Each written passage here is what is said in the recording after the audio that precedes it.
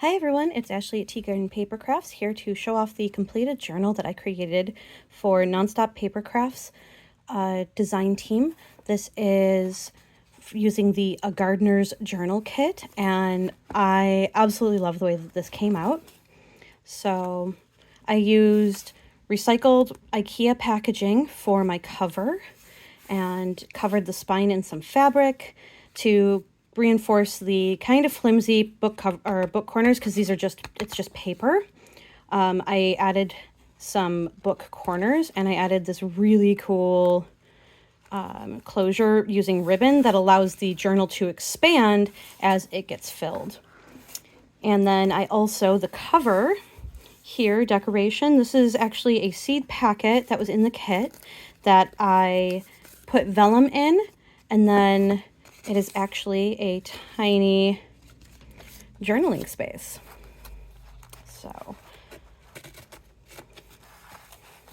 So inside we have lots of pockets here. This was made from one of the freebies. So it's just a little mini journal.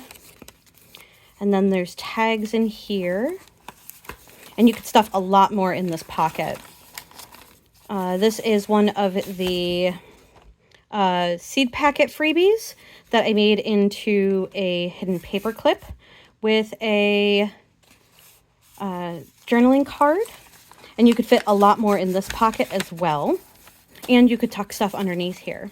I left a lot of writing space in this journal because I wanted it to be actually used as a garden planner.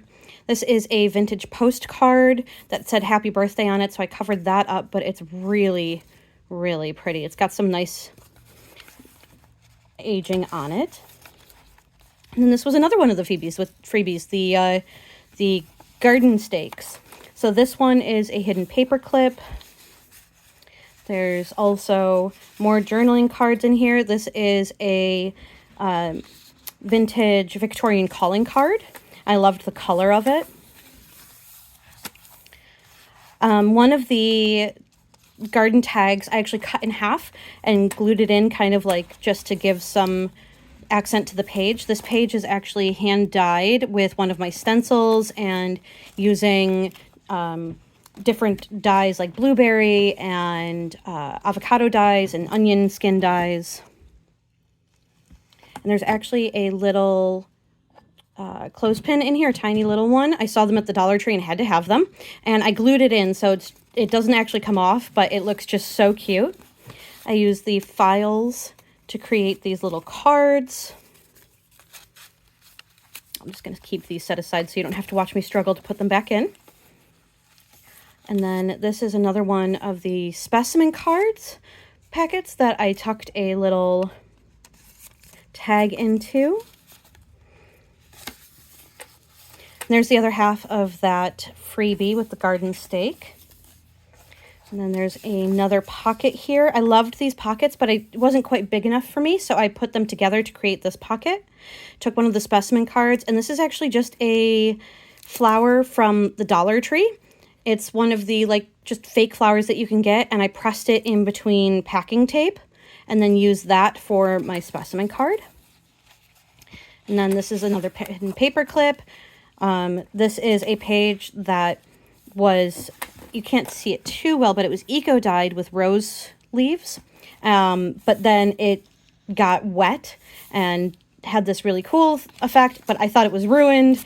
And then I kept it anyway, just in case. And I'm so glad that I did, because I think it fits perfect in the feel of this journal.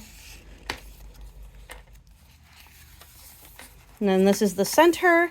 I like to leave my centers of journals and signatures as just a one-page spread that really shows off the design.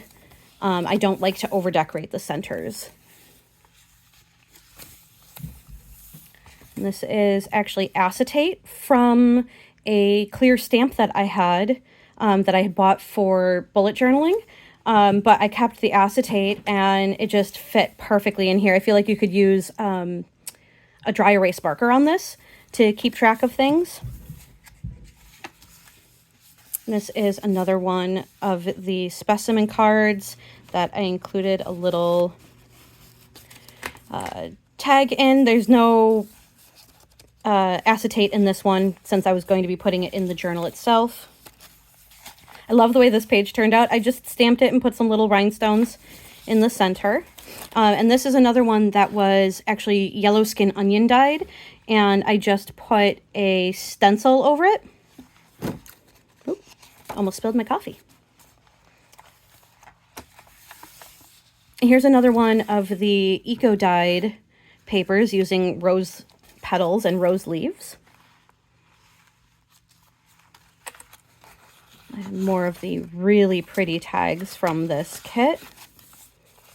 And then here we have another just piece of paper and another really pretty Victorian calling card.